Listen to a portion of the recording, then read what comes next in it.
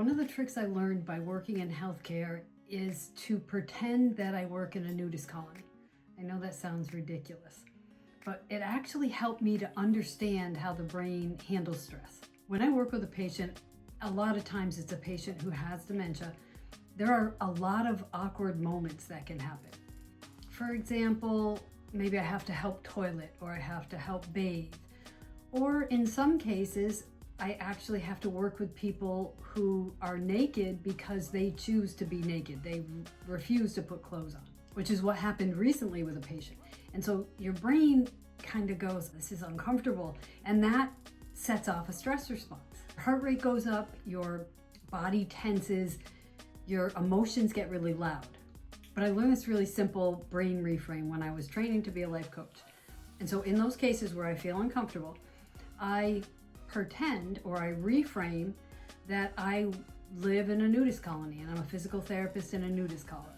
And what that actually does is it tells your brain, even though it's just tricking your brain, that this is just normal here. And when we normalize something, then we have less of a stress response. So in this case, when I was working with this person recently who chose not to wear clothes, my brain was actually arguing with me. So as I said, let's just pretend I work in a nudist colony. And my brain would say, but you don't. You didn't go into physical therapy to work with naked people. So internally, I was kind of laughing to myself. And laughing is another good way to interrupt that stress pattern.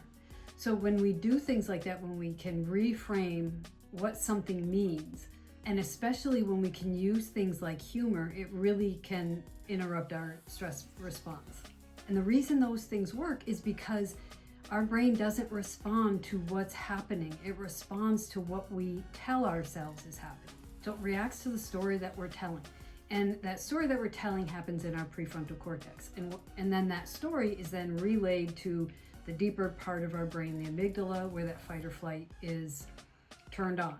So if we tell ourselves a different story, like for example, if you are having to give your parent a shower and you dread it every week, and you're probably telling yourself things like, no child should have to do this for their parent, or this is so uncomfortable.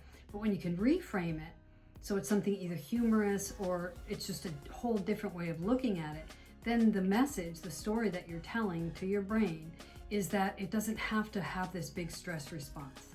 So change the story and you change your stress response. So it's still the same moment, you're still doing the same thing, but you're changing what it means to you. So then you end up having a different experience.